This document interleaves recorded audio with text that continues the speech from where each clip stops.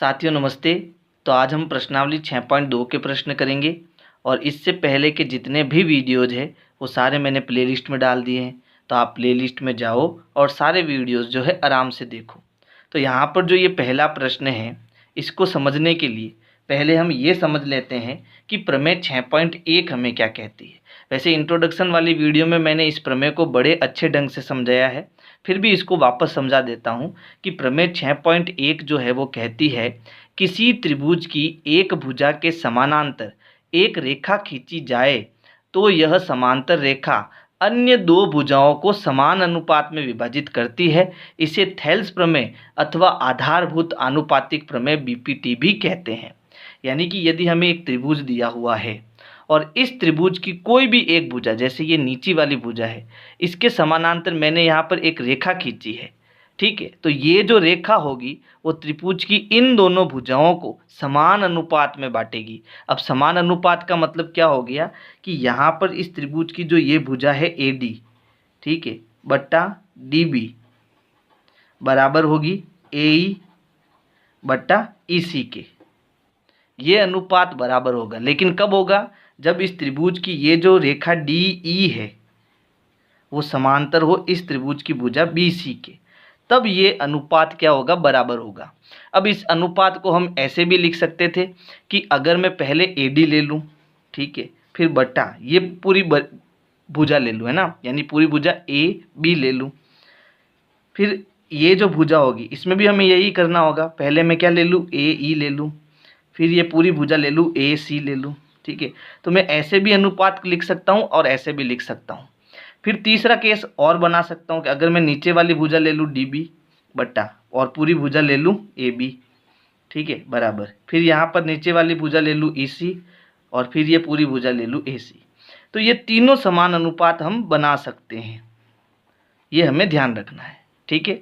अब थेल्स प्रमेय क्या कहती है कि अगर DE समानांतर BC है तो ये तीनों अनुपात, इनमें से कोई भी अनुपात हम क्या कर सकते हैं? बराबर कर सकते हैं। जबकि प्रमेय 6.2 जो है वो इसकी उल्टी है।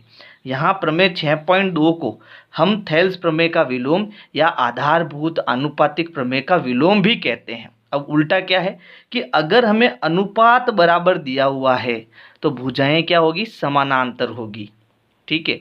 इसको हम प्रमेय 6.2 कहेंगे, यानी थेल्स प्रमेय का विलोम कहेंगे। तो अगर ये दोनों प्रमेय हमें याद है तो हम इस क्वेश्चन को बड़े आराम से कर लेंगे। जैसे इस प्रश्न में देखो, पहली आकृति में हमें क्या दिया है? हमें दिया है कि जो ये भुजा DE है वो समानांतर है BC के, है ना। तो जब ये दोनों भुजाएं समांतर है तो हम कह सकते हैं कि इनका जो अनुपात होगा वो क्या होगा? बराबर होगा। यानी AD बट्टा DB जो है, AD बट्टा DB जो है वो बराबर होगा AE बट्टा EC के, है ना। और किस कारण से? तो बाई BPT को हम क्या कहेंगे? आधारभूत आनुपातिक प्रमेय, है ना। तो शॉर्ट में हम लिखेंगे इसको BPT, ठीक है। अब यहाँ पर जो जो हमें दिया हुआ है वो मान हमें यहाँ रखने हैं। जैसे AD का मान दिया 1.5, तो AD की जगह आ जाएगा 1.5 सेंटीमीटर, नहीं लिखेंगे तो अभी चलेगा, बट्टा DB कितना दिया? 3 सेंटीमीटर, बराबर AE कितना है? 1 बट्टा EC हमें ज्ञात करना है, तो EC की जगह हम EC ही रखेंगे। फिर उसके बाद देखो यहाँ पॉइंट है, पॉइंट हटाएंगे तो नीचे 1 0 आएगा, क्योंकि पॉइंट के बाद एक अंक है तो पॉइंट हटाने पर नीचे 1 0 आएगा। फिर देखो 15 एकम 15, 15 दूना 30, तो ये हमें मिला 1/2 बराबर 1 EC। अब EC का 1 से गुणा करेंगे तो गुणा करने पर EC आएगा, यानी EC हमारा इस तरफ चला जाएगा, बराबर 2 का 1 से गुणा करेंगे तो 2 उधर चला जाएगा, 2 एकम 2, तो EC का हमारा मान कितना आ गया? 2 सेंटीमीटर, है ना। 2 के आगे आप सेंटीमीटर लिख देना। इसी प्रकार देखो दूसरी आकृति में भी हमें क्या दिया है? हमें दिया है कि ये जो रेखा DE है वो समानांतर है इस भुजा BC के, और जब ये दोनों भुजाएं समांतर है तो हम BPT से कह सकते हैं कि जो AD बट्टा DB होगा वो बराबर होगा AE बट्टा EC के, है ना। अब जो जो मान हमें दिए वो लिख देते हैं। हमें AD का मान नहीं दिया है तो AD की जगह AD ही रहेगा, बट्टा DB का मान हमें कितना दिया? 7.2 सेंटीमीटर, बराबर AE हमें दिया 1.8 सेंटीमीटर, और ई सी हमें दिया 5.4 सेंटीमीटर। तो देखो यहाँ से हम पॉइंट हटा देते हैं, तो पॉइंट हटाने पर यहाँ 18 का पहाड़ा दोनों में है, 18 एकम 18 और 18 त्रिया 54। तो हमें क्या मिल गया, हमें मिल गया AD बटा 7.2 बराबर 1/3। अब ये जो 7.2 है इसको हम उधर भेज देते हैं, तो ये भाग में है, उधर किस में जाएगा, गुणे में। यानी AD हमें मिला 1/3 इंटू 7.2। यहाँ से हम पॉइंट हटाएंगे तो नीचे क्या आएगा, 0 आएगा। और अगर पॉइंट हम नहीं भी हटाए तो अभी हमारा उत्तर आ जाएगा। कैसे, ये जो 72 है इसमें 3 का भाग देंगे, 3 एकम 3, और यहाँ भाग देंगे 3 दूनी 6 बचा 1 और 3 चौक 12। 24/10 का मतलब यहाँ 1 0 है तो आगे से एक अंक छोड़ के पॉइंट लगाएंगे, यानी हम बटा 10 नहीं करते तो अभी चलता। यानी AD मुझे कितना मिल गया, 2.4 सेंटीमीटर मिल गया, और ये हमारा आंसर हो जाएगा। तो इस प्रकार से आपको ये पहला प्रश्न करना है। प्रश्न 2 है, किसी त्रिभुज PQR की भुजाओं PQ और PR पर क्रमशः बिंदु E और F स्थित है। निम्नलिखित में से प्रत्येक स्थिति के लिए बताइए कि क्या EF समांतर QR है। यानी कि अब की बार हमें एक त्रिभुज दिया है PQR। तो देखो यहाँ मैंने त्रिभुज बनाया है PQR, और इसमें हमें क्या दिया है, इसमें हमें जो ये PQ भुजा है और PR भुजा है, यहाँ पर दो बिंदु स्थित है, एक E और दूसरा F। ठीक है, और हमें ये बताना है कि जो ये भुजा EF है वो QR के समांतर होगी या नहीं होगी। तो देखो हमने प्रमेय 6.2 पढ़ी है ना, यानी थेल्स प्रमेय का विलोम पढ़ा था कि अगर किसी त्रिभुज में अगर मुझे ये दोनों भुजाएं समांतर करनी है तो इसके लिए इनका अनुपात क्या आना चाहिए, बराबर आना चाहिए। यानी ये फर्स्ट, सेकंड और थर्ड, इन तीनों केसों में कोई एक अनुपात आपको बराबर मिल जाता है तो इस केस में आपकी ये दोनों भुजाएं क्या होगी, समांतर होगी। ठीक है, तो यहाँ पर हमें क्या करना है, फर्स्ट में जो जो दिया है, जैसे पहला प्रश्न देखो, इसमें हमें PE दिया है 3.9 सेंटीमीटर, तो PE हमारी यहाँ कितनी आ गई, 3.9 सेंटीमीटर आ गई। फिर EQ दी है 3 सेंटीमीटर, तो ये E और Q ये कितना हो गया, 3 सेंटीमीटर। PF है 3.6, ये PF कितनी है, 3.6, और FR ये F और R कितनी दी, 2.4 सेंटीमीटर। ठीक है, ये अनुपात हमें दिया है। अब यह अनुपात बराबर है या नहीं ये चेक करना है। अगर अनुपात बराबर होगा तो ये दोनों भुजाएं समांतर होगी, अगर अनुपात बराबर नहीं होगा तो भुजाएं समांतर नहीं होगी, है ना। तो हम यहाँ लिखेंगे, सबसे पहले हम चेक करेंगे PE बटा EQ। तो PE बटा जो EQ है वो कितना आता, देखो PE दिया 3.9, तो ये आ गया 3.9 बटा EQ आपका कितना आ गया, 3। ठीक है, अब यहाँ पर मैं भाग देता हूँ, तो ये देखो 3 एकम 3 और 3 त्रिया 9, फिर एक अंक छोड़ के पॉइंट, तो यहाँ क्या आ गया, पॉइंट आ गया। इसी प्रकार अब इन दोनों का अनुपात देखते हैं, PF बटा FR बराबर ये कितना है, ऊपर 3.6 बटा नीचे कितना है, 2.4। अब देखो यहाँ पॉइंट के बाद एक अंक, यहाँ पॉइंट के बाद एक अंक, तो जब समान अंक तो हो तो पॉइंट से पॉइंट हट जाता है। अब इन दोनों में देखो 12 का पहाड़ा है, तो 12 से काटेंगे, 12 एकम 12, 12 दूना 24, 12 तिया 36, 12 एकम 12, 12 दूना 24, कितना है, 3/2। अगर हम भाग देंगे तो भाग कितनी बार जाएगा, 2 एकम 2 और 2 पंजे 10, यानी 1.5 बार भाग जाएगा। अब यहाँ हमें क्या मिला, ये दोनों समान नहीं है, यानी अनुपात बराबर नहीं है। PE बटा EQ बराबर नहीं है PF बटा FR के। अब चूंकि इनका अनुपात बराबर नहीं है इसलिए हम क्या कहेंगे कि ये दोनों भुजाएं समांतर नहीं होगी, है ना। यानी कि EF जो है वो समानांतर नहीं होगी QR के, ये दोनों भुजाएं समांतर नहीं होगी। क्यों, क्योंकि इनका अनुपात बराबर नहीं आ रहा है। तो कारण क्या लिखेंगे, प्रमेय 6.2 का विलोम या फिर थेल्स प्रमेय का विलोम, थेल्स प्रमेय का विलोम, ये हमारा कारण हो जाएगा। और ये आपका पहले प्रश्न का फर्स्ट का उत्तर हो जाएगा, इसका आप स्क्रीनशॉट ले सकते हो। अब देखो जो दूसरा प्रश्न है इसमें हमें PE कितना दिया, 4 सेंटीमीटर दिया, फिर QE दिया है 4.5, PF इसका मान दिया 8 सेंटीमीटर और RF इसका मान दिया 9 सेंटीमीटर। तो पहले हम क्या करेंगे, PE बट्टा QE का अनुपात ज्ञात करेंगे। PE बट्टा QE, EQ भी लिख सकते हो इसको, है ना, जो चाहे वो लिख सकते हो बराबर। तो ये कितना है, ऊपर 4 और नीचे कितना है 4.5। तो यहाँ देखो हमें क्या करना है, यहाँ से पॉइंट हटाना है। यहाँ से पॉइंट हटाएंगे तो पॉइंट के बाद नीचे यहाँ एक अंक है तो ऊपर एक जीरो आएगा। जब ऊपर पॉइंट होता है तो नीचे जीरो आता है, नीचे पॉइंट हटाते हैं तो ऊपर जीरो आता है। अब इन दोनों में देखो 5 का पहाड़ा है, 5 का पहाड़ा 8 बार बोलेंगे, 5 8 40 और 5 9 45, तो ये आया 8/9। इसी प्रकार अब इनका ज्ञात करेंगे, PF बट्टा RF क्या आएगा, ऊपर है 8 नीचे है 9। तो देखो इसका अनुपात क्या है 8/9 और इसका अनुपात भी क्या है 8/9, यानी दोनों अनुपात क्या है, बराबर है।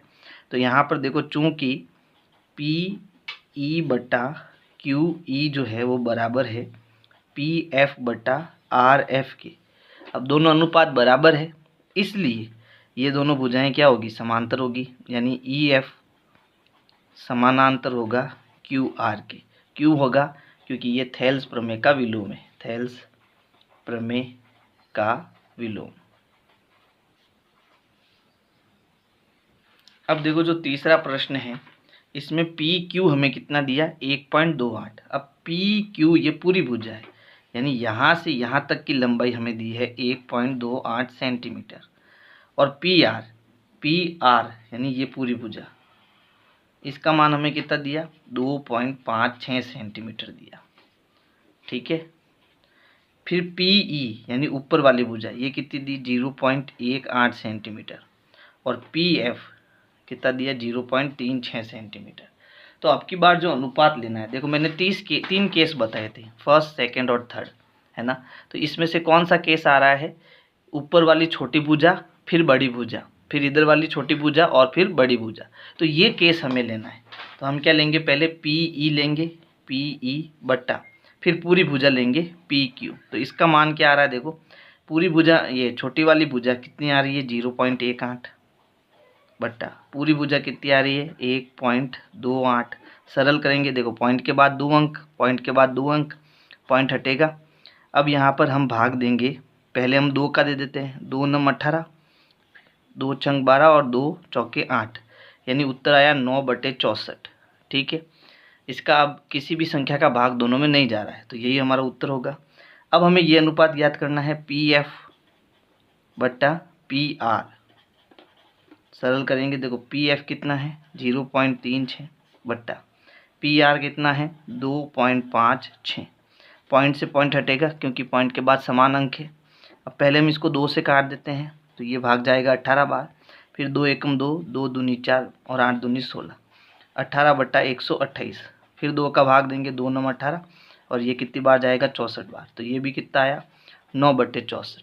तो हमें यहाँ क्या मिला, हमें जो है PE बट्टा PQ बराबर आ रहा है PF बट्टा PR के, यानी अनुपात। चूँकि अनुपात समान है इसलिए ये दोनों भुजाएं क्या होगी, समांतर होगी, यानी EF समांतर होगा QR के।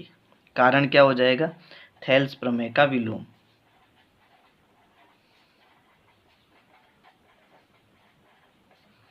तो इस प्रकार से आपको प्रश्न 3 है, आकृति 6.18 में यदि LM समानांतर CB और LN समानांतर CD हो तो सिद्ध कीजिए कि AM बट्टा AB बराबर है AN बट्टा AD के। यानी यहाँ हमें जो है LM भुजा CB के समानांतर दी है, ये भुजा इस भुजा के समानांतर है और ये भुजा इस भुजा के समानांतर है, और दोनों में देखो त्रिभुज बन रहा है ना। तो यहाँ हम थेल्स प्रमेय लगा सकते हैं और इन दोनों भुजाओं का अनुपात समान कर सकते हैं। फिर ये वाला जो नीचे वाला त्रिभुज है इसमें भी ये दोनों भुजाएं समानांतर हैं, तो अन्य 2 भुजाओं को हम समान अनुपात में बांट सकते हैं। जैसे ही हम ऐसा करेंगे हमारा उत्तर आ जाएगा। तो यहाँ पर देखो जो भी चीज़ हमें सिद्ध करनी हो उसको ध्यान से देखो। तो यहाँ क्या है AM बट्टा AB, तो देखो ये आ रहा है AM फिर ये आ रहा है AB, यानी पहले हमें छोटी भुजा लेनी है फिर हमें बड़ी भुजा लेनी है। बात समझ में आ गई, कौन सा अनुपात लेना है। तो यहाँ पर सबसे पहले देखो हमें दिया क्या है, हमें दिया है कि जो ये LM है वो समानांतर है CB, LM समानांतर है CB और क्या दिया है, और हमें दिया है कि ये जो LN है वो समानांतर है CD। तो ये चीज़ हमें दी हुई है। अब हमें सिद्ध क्या करना है, तो हमें सिद्ध करना है कि जो AM बट्टा AB है वो बराबर है AN बट्टा AD के। तो चलो इसको हम सिद्ध करते हैं। तो सिद्ध करने के लिए सबसे पहले जो हमें दिया है उसी से हम सिद्ध करेंगे। तो हमें सबसे पहले क्या दिया, त्रिभुज ये LM समानांतर CB किस में आ रहा है, देखो इसमें आ रहा है LM समानांतर CB, है ना। तो ये कौन से त्रिभुज में आ रहा है, ABC में। तो यहाँ हम त्रिभुज लेंगे, त्रिभुज ABC में जो LM है वो समानांतर है CB के। तो हम इसको क्या कर सकते हैं, अन्य दो भुजाओं को समान अनुपात में बांट सकते हैं। तो हम क्या लेंगे, AM बट्टा AB बराबर लेंगे AL बट्टा AC। किस कारण से, तो बाई BPT, और ये हो जाएगा हमारा समीकरण नंबर 1। फिर हम दूसरा त्रिभुज लेंगे, कौन सा, ये वाला दूसरा त्रिभुज, त्रिभुज ADC में, इसमें देखो ये भुजा जो है इसके समानांतर है, यानी कि जो LN है समानांतर है CD के। ये दोनों भुजाएं समांतर है तो इनका अनुपात क्या होगा, बराबर होगा। तो पहले छोटी भुजा फिर बड़ी भुजा लेनी है ना। तो मैं यहाँ पर AN बट्टा AD ले लेता हूँ। AN बट्टा AD बराबर होगा AL बट्टा AC के, है ना। ये होगा हमारा समीकरण 2। अब समीकरण 1 और 2 को देखो, कारण भी लिख दो बाई BPT। समीकरण 1 और 2 को देखो, यहाँ पर क्या है, यहाँ पर आपका है AL बट्टा AC, है ना। इसको ध्यान से देखो और इसको देखो AL बट्टा AC। तो इसमें भी AL बट्टा AC आ रहा है, इसमें भी AL बट्टा AC आ रहा है, यानी ये कॉमन है। तो ये इसके बराबर है और ये इसके बराबर है, इसका मतलब ये दोनों भी आपस में क्या है, बराबर है ना। तो हम लिख सकते हैं समीकरण 1 व 2 से, समीकरण 1 व 2 से कि जो ये AM बट्टा AB जो होगा वो बराबर होगा AN बट्टा AD के, और यही हमें क्या करना था, सिद्ध करना था। तो समीकरण 1 और 2 की सहायता से हमने इसको क्या कर दिया, सिद्ध कर दिया। तो इस प्रकार से आपको ये प्रश्न संख्या 3 करना है। आप इसका स्क्रीनशॉट ले सकते हो। प्रश्न 4 है, आकृति 6.19 में DE समानांतर AC और DF समानांतर AE है। सिद्ध कीजिए कि BF बट्टा FE बराबर है BE बट्टा EC के। तो सबसे पहले देखो हमें सिद्ध क्या करना है, हमें सिद्ध करना है BF। तो ये हो गया BF और उसके बाद FE। तो यहाँ से FE हमें जाना है, यानी अनुपात कौन सा लेना है ये आपको पता चल चुका है, ठीक है। अब इसके बाद में कौन कौन सी चीज़ें हमें समानांतर दी है इसको पकड़ो।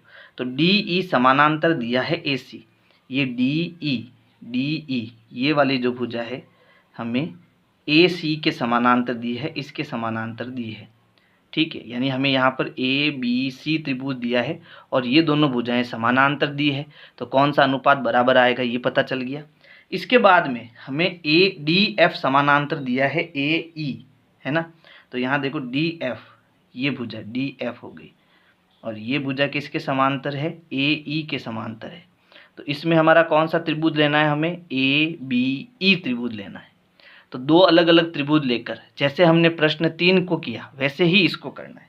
तो सबसे पहले हमें दिया क्या है वो देखो। तो हमें दिया है कि जो DE है वो समानांतर है AC और जो DF है वो समानांतर है AE। ये चीज़ हमें दी हुई है। हमें सिद्ध क्या करना है कि जो BF बट्टा FE है वो बराबर है BE बट्टा EC के। तो इसके लिए हम इसको क्या करेंगे, सिद्ध करेंगे। तो सबसे पहले देखो हमें यहाँ पर क्या दिया, DE समानांतर AC दिया, यानी ये भुजा इसके समानांतर दी, और ये जो लास्ट वाली भुजा है ये कहाँ पर है, C पर। यानी हमें ये त्रिभुज लेना पड़ेगा बड़ा वाला, है ना। यानी हम लेंगे त्रिभुज ABC में। अब कौन कौन समांतर है, DE समांतर है AC के, DE समानांतर है AC के। तो कौन सा अनुपात बराबर होगा, तो देखो यहाँ पर क्योंकि हमें पूरी भुजा लेनी है तो ये कहाँ लाल वाली जो ये लाइन है ये कहाँ आ रही है, ई पर आ रही है, तो हम लेंगे बी ई बट्टा ई सी। तो यहाँ हो जाएगा बी ई बट्टा ई सी बराबर होगा बी डी बट्टा डी ए के। तो ये हो जाएगा बी डी बट्टा डी ए। कारण क्या हो जाएगा, बाई बी पी टी हो जाएगा समीकरण नंबर 1। इसी प्रकार अब हम त्रिभुज लेंगे ये वाला। देखो यहाँ पर जो ये बैंगनी कलर की लाइन है वो कहाँ टच हो रही है, ई पर, है ना। तो त्रिभुज हो जाएगा ए बी ई। त्रिभुज ए बी ई में कौन समानांतर है, तो डी एफ समानांतर है ए ई के। अब ये दोनों भुजाएं समानांतर है तो हमें ई तक लेना है ना, यानी बी एफ बट्टा एफ ई, बी एफ बट्टा एफ ई जो है वो बराबर होगा बी डी बट्टा डी ए के। ये हो जाएगा हमारा समीकरण नंबर 2। कारण क्या हो जाएगा, बी पी टी। अब देखो समीकरण 1 और 2, यहाँ क्या है बी डी बटा डी ए, और यहाँ भी क्या है बी डी बटा डी ए, ये दोनों कॉमन है, यानी ये इसके बराबर है ना, और ये इसके बराबर है। तो इसका मतलब ये दोनों भी आपस में क्या होंगे, बराबर होंगे। तो यहाँ हम लिख सकते हैं समीकरण 1 व 2 से, समीकरण 1 व 2 से ये दोनों बराबर कर सकते हैं, है ना। यानी कि बी एफ, यहाँ पहले बी एफ आ रहा है तो पहले ये लिख दो, बी एफ बट्टा एफ ई जो है वो बी ई बट्टा ई सी के बराबर होगा। और यही हमें क्या करना था, सिद्ध करना था। HP प्रश्न 5 है, आकृति 6.20 में डी ई समानांतर ओ क्यू है।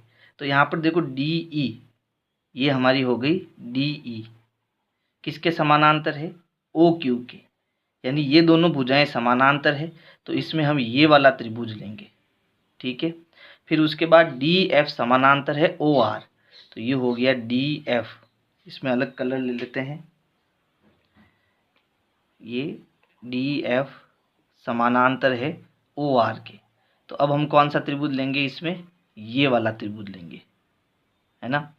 अब यहाँ पर हमें ये भुजाएं समांतर दी है तो इनका अनुपात भी क्या होगा, समांतर होगा। और हमें सिद्ध क्या करना है कि जो ई एफ है वो क्यू आर के समानांतर है, यानी कि ये भुजा ई एफ जो है, ये भुजा ई एफ जो है वो क्यू आर के क्या होगी, समानांतर होगी। ये हमें सिद्ध करना है, ठीक है। यानी अब की बार हमें भुजाएं समानांतर करनी है, इसका मतलब यहाँ प्रमेय 6.2 लगेगा, यानी थेल्स प्रमेय का विलोम लगेगा। तो यहाँ सबसे पहले हमें दिया है डी ई समानांतर ओ क्यू और डी एफ समानांतर ओ आर। हमें सिद्ध करना है ई एफ समानांतर है क्यू आर। तो इसको सिद्ध करने के लिए सबसे पहले जो देखो हमें दिया है उसी से हम सिद्ध करेंगे। तो यहाँ देखो ई डी जो है वो क्यू ओ के समानांतर है, यानी हम त्रिभुज लेंगे पी क्यू ओ। तो लिखेंगे त्रिभुज पी क्यू ओ में हमें क्या दिया कि जो ई डी है वो समानांतर है ओ क्यू के, और ये दोनों भुजाएं समानांतर है तो इनका अनुपात क्या होगा, बराबर होगा। यानी ई पी बट्टा ई क्यू बराबर होगा पी डी बट्टा डी ओ के, ठीक है। किस कारण से, तो बाई बी पी टी से, समीकरण नंबर 1। इसी प्रकार त्रिभुज पी आर ओ, त्रिभुज पी आर ओ में हमें क्या दिया, हमें भुजा डी एफ जो है, डी एफ समानांतर दिया है ओ आर के, ठीक है। और ये दोनों भुजाएं समांतर है तो इनका अनुपात बराबर होगा, यानी पी डी, इसको बाद में लेंगे, पहले इसको ले लेते हैं, पी एफ बट्टा एफ आर जो है वो बराबर होगा पी डी बट्टा डी ओ के, ठीक है। और ये भी कारण क्या होगा, बाई बी पी टी, और ये हो जाएगा हमारा समीकरण 2। तो देखो इसमें पी डी बटा डी ओ है, इसमें भी पी डी बटा डी ओ है, ये दोनों बराबर है तो ये दोनों भी बराबर होंगे, है ना। तो यहाँ लिखेंगे समीकरण 1 व 2 से हम ये कह सकते हैं कि जो ई पी है बट्टा ई क्यू है वो बराबर होगा पी एफ बट्टा एफ आर के। अब देखो यहाँ हमें क्या मिल रहा है, हमें यहाँ पी ई या ई पी जो है वो ई क्यू के बराबर मिल रहा है और पी एफ जो है वो एफ आर के बराबर मिल रहा है। यानी इन दोनों भुजाओं का अनुपात जो है ना, इस लाइन की वजह से हमें बराबर मिल रहा है। इसका मतलब ये वाली लाइन और ये वाली लाइन, ये दोनों भुजाएं क्या होगी, समांतर होगी, है ना। तो हम लिख सकते हैं अतः जो ई पी है, सॉरी ई एफ है, वो समानांतर होगी क्यू आर के। कारण क्या हो जाएगा, थेल्स प्रमेय का विलोम, थेल्स प्रमेय का विलोम। तो ये हो गया आपका प्रश्न 5। प्रश्न 6 है, आकृति 6.21 में क्रमशः OP, OQ और OR पर स्थित बिंदु A, B और C इस प्रकार है कि AB समांतर PQ और AC समांतर PR है। दर्शाइए कि BC समांतर QR है। यानी कि हमें यहाँ पर बिंदु O से गुजरने वाली 3 भुजाएं दे रखी है, OP, OQ और OR, और इन तीनों भुजाओं पर बिंदु A, B, C इस प्रकार स्थित है कि ये जो भुजा AB है वो इस PQ के क्या है, समांतर है, और ये जो भुजा AC है वो इस भुजा PR के क्या है, समांतर है। ठीक है, तो जब ये भुजाएं समांतर है तो हमें क्या ढूंढना है, इसमें त्रिभुज ढूंढना है। और यहाँ पर जो त्रिभुज बन रहा है, देखो इन दोनों भुजाओं, ये दोनों भुजाएं समांतर है तो यहाँ पर हम ये त्रिभुज बना सकते हैं, है ना। और यहाँ पर क्या लगा सकते हैं, थेल्स प्रमेय लगा सकते हैं। फिर इन दोनों भुजाएं, ये दोनों भुजाएं समांतर है तो यहाँ पर हम ये त्रिभुज बना सकते हैं और इसमें हम क्या बना सकते हैं, थेल्स प्रमेय लगा सकते हैं। अब जब इन दोनों से हम थेल्स प्रमेय लगाएंगे तो इनकी भुजाओं का अनुपात बराबर आएगा और ऑटोमेटिक जो है हमें BC समांतर QR मिल जाएगी। यानी हमें यहाँ पर प्रमेय 6.2 का प्रयोग भी करना है। तो सबसे पहले देखो हमें जो दिया है वो क्या दिया है, AB समांतर PQ, और ये AB समांतर PQ कौन से त्रिभुज में है, POQ में। तो सबसे पहले हम लिखेंगे त्रिभुज POQ में जो AB भुजा है वो PQ के क्या है, समांतर है। और जब ये दोनों भुजाएं समांतर है तो इनका अनुपात भी क्या होगा, बराबर होगा। यानी कि यहाँ लिख सकते हैं OB बटा BQ जो है, OB बटा BQ जो है वो OA बटा AP के बराबर होगा, और ये कारण हो जाएगा बाई BPT, समीकरण नंबर 1। इसी प्रकार अब ये त्रिभुज लेंगे POR, त्रिभुज POR में क्या दिया है, भुजा AC जो है वो PR के समांतर है। ये दोनों भुजाएं समांतर है तो इनका अनुपात बराबर होगा। यानी OC बटा CR बराबर होगा OA बटा AP के। ये हो जाएगा समीकरण नंबर 2 और कारण हो जाएगा बाई BPT। अब देखो समीकरण 1 और 2 को, इसमें OA बटा AP है, इसमें भी OA बटा AP है ना। ये दोनों बराबर है, ये दोनों बराबर है, इसका मतलब ये दोनों भी आपस में क्या होंगे, बराबर होंगे, है ना। यानी मैं लिख सकता हूँ समीकरण 1 व 2 से जो OB है, OB बटा BQ जो है वो बराबर है OC बटा CR के। अब ये भुजाओं का अनुपात कौन से त्रिभुज में बराबर आ रहा है वो चेक करो। तो देखो OB बटा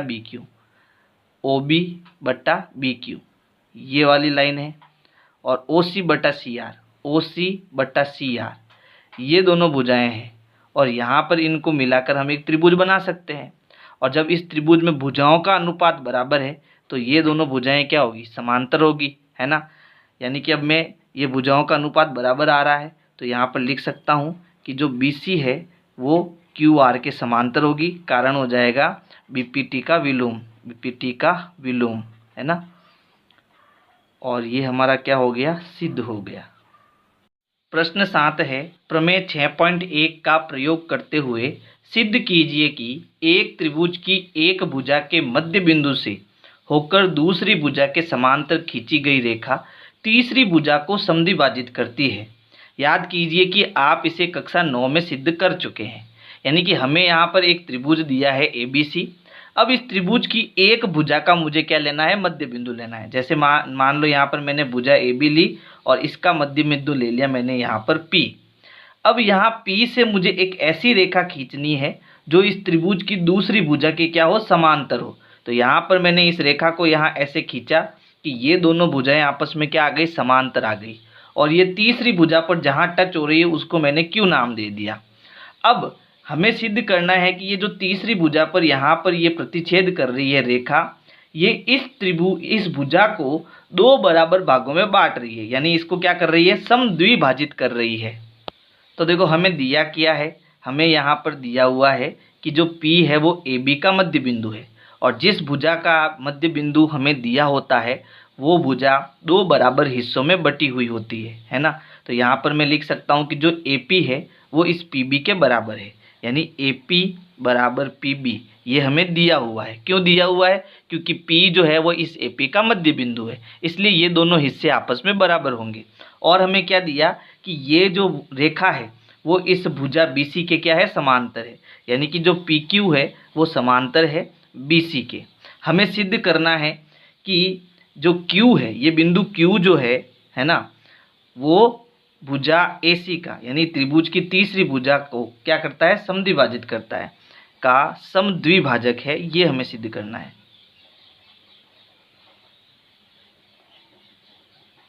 अब देखो इसको सिद्ध करने के लिए हमें क्या दिया है, यहाँ पर एक त्रिभुज दिया है, त्रिभुज ABC। तो हम लिखेंगे त्रिभुज ABC में हमें क्या दिया कि जो PQ है वो BC के समांतर है, PQ समांतर है BC के। और जब ये दोनों भुजाएं समांतर है तो हम थेल्स प्रमेय से इसको समान अनुपात में बांट सकते हैं। तो यहाँ पर क्या होगा, AP जो है बट्टा PB, यानी AP बट्टा PB जो है वो बराबर होगा AQ बट्टा QC के। अब यहाँ पर देखो AP किसके बराबर है, PB के, तो यहाँ AP की जगह मैं PB लिख सकता हूँ। तो AP की जगह आ जाएगा PB, और नीचे भी हमारा क्या है, PB बराबर AQ बट्टा QC। अब PB से PB कटेगा कितनी बार, एक बार। अब QC देखो यहाँ भाग में है, इसको इधर एक से गुणा करेंगे, है ना, क्योंकि ये भाग में है तो बराबर के इधर किस में आएगा, गुणा में। तो QC का एक से गुणा होकर वो क्या हो जाएगा, QC, यानी हमें मिला QC बराबर AQ। ये दोनों आप क्या आ गए, बराबर आ गए। यानी देखो QC कहाँ है, तो देखो QC ये है और ये AQ है, यानी ये दोनों हिस्से बराबर आ गए। और जब ये दोनों हिस्से बराबर आ गए तो मैं कह सकता हूँ कि जो ये Q बिंदु है वो AC का क्या है, मध्य बिंदु है, या फिर इस Q जो है वो AC का क्या है, समद्विभाजक है। तो हम यहाँ लिखेंगे इसलिए बिंदु Q जो है वो AC का क्या है, समद्विभाजक है।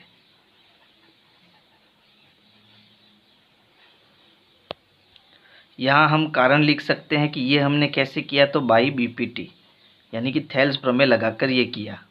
और यहाँ जो PB हम कहाँ से लाए, तो देखो हमें दिया हुआ है AP जो है वो PB के बराबर है ना, इसलिए हमने AP की जगह क्या लिख दिया, PB लिख दिया।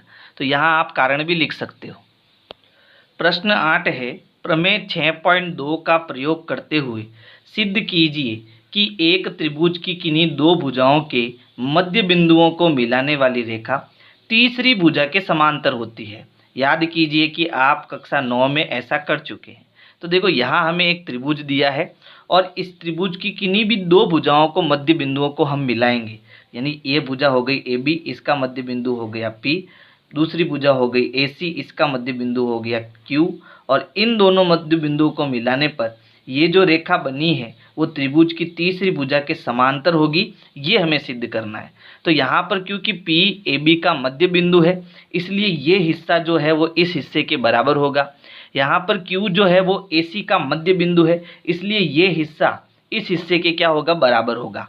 अब हमें यहाँ पर प्रमेय 6.2 का प्रयोग करना है। प्रमेय 6.2 में हम क्या कहते हैं कि यदि इन भुजाओं का अनुपात बराबर है तो ये दोनों भुजाएं क्या होगी, समांतर होगी।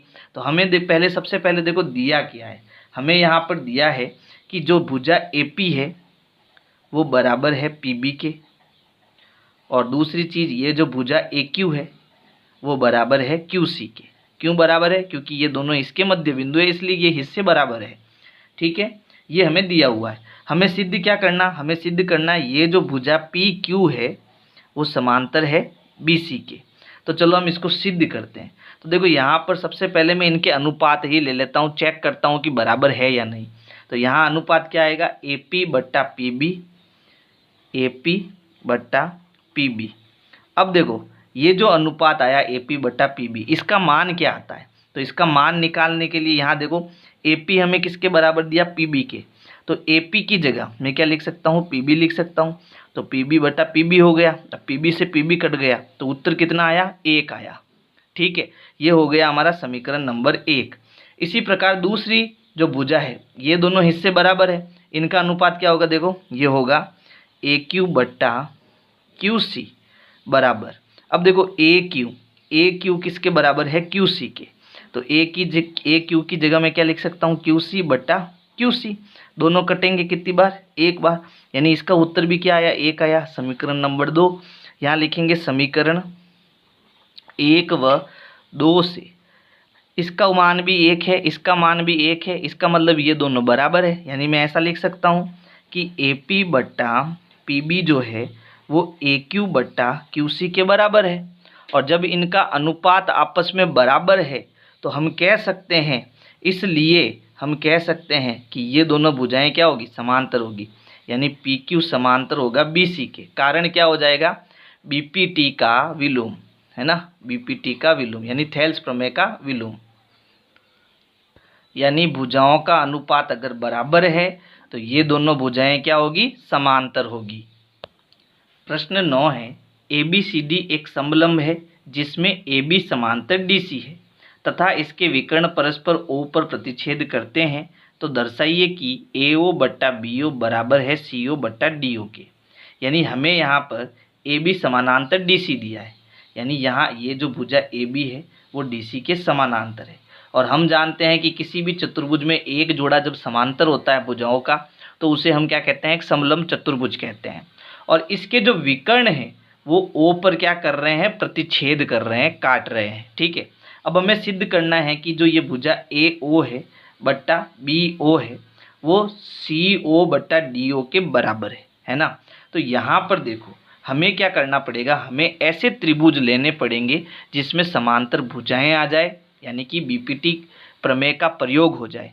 तो इसके लिए हम क्या करेंगे, क्योंकि देखो यहाँ एक त्रिभुज बन रहा है लेकिन इस त्रिभुज के अंदर मुझे कोई भी समांतर भुजा नहीं दिख रही है, तो हम एक रचना कर लेते हैं और एक समांतर भुजा खींच लेते हैं।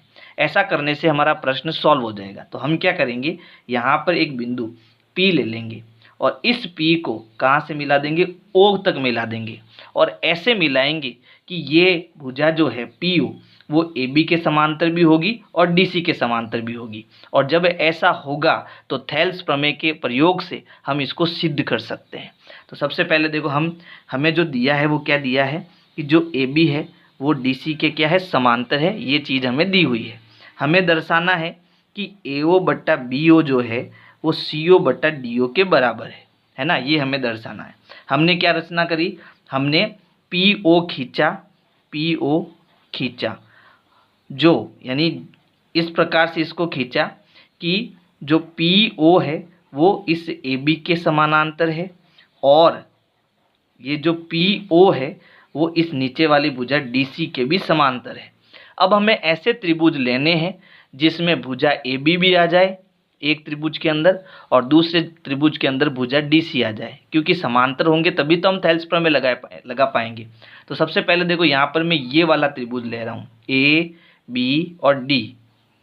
इसको मैं स्केच कर देता हूँ, ये वाला त्रिभुज मैं ले रहा हूँ। ठीक है, ये वाला त्रिभुज। तो इस त्रिभुज में देखो मैंने रचना में क्या कहा कि जो ये PO है वो AB के समानांतर है ना। तो यहाँ मैं लिख सकता हूँ कि जो PO है वो AB के समानांतर है। और ये मैंने कहाँ से लिखा, तो रचना से। ठीक है, मैंने रचना में ही इसको ऐसे मेंशन कर दिया। तो अगर ये दोनों भुजाएं समांतर है तो इनका अनुपात क्या होगा, इनका अनुपात बराबर होगा। तो यहाँ मैं लिख सकता हूँ कि जो AP बट्टा PD है, AP बट्टा PD है वो बराबर होगा BO बट्टा OD के। अब देखो यहाँ OD की जगह आप DO लिख सकते हैं, क्योंकि हमें सिद्ध करना है DO, है ना। OD लिखोगे तो भी चलेगा लेकिन हम इसको उल्टा लिखेंगे, DO लिखेंगे। तो ये भुजा हो जाएगी BO बट्टा DO, ये हो गया BO बट्टा DO।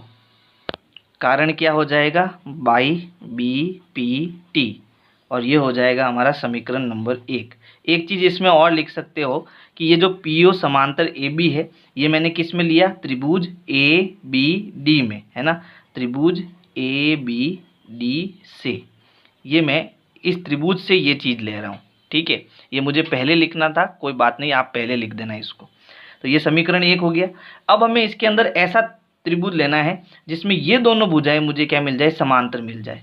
तो वो त्रिभुज हमारा कौन सा होगा, तो अब देखो हमें ये त्रिभुज लेना है ACD, है ना, यानी ये वाला त्रिभुज लेना, वही त्रिभुज है जिसमें हमें समांतर भुजाएं मिले। तो अब की बार मैं ले रहा हूं त्रिभुज ACD में, और इस त्रिभुज में देखो PO जो है वो समानांतर है DC के, और ये चीज़ मैंने कहाँ से ली, रचना से ली, ठीक है।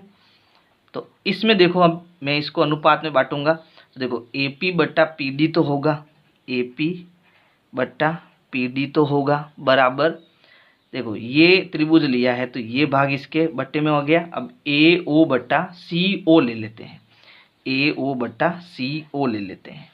आप OC भी ले सकते हो, कोई दिक्कत नहीं है, ठीक है।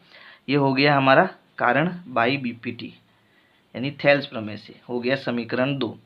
अब समीकरण 1 और 2 से देखो, समीकरण 1 व 2 से इसमें देखो AP/PD है, इसमें भी AP/PD है, तो ये दोनों भी आपस में क्या होंगे, बराबर होंगे, है ना। तो यहाँ पर देखो पहले क्या आ रहा है, AO आ रहा है, फिर BO आ रहा है, तो ये BO वाला पार्ट और ये AO वाला पार्ट ये पहले लिख देता हूँ मैं। तो ये हो जाएगा AO/CO बराबर हो जाएगा BO/DO के, है ना। अब हमें सिद्ध करना है AO के नीचे BO आ रहा है, तो कोई दिक्कत नहीं है, इस BO को AO के नीचे भेज दो, क्योंकि ये गुणे में है, भाग में चला जाएगा, और ये भाग में है तो ऊपर गुणे में चला जाएगा।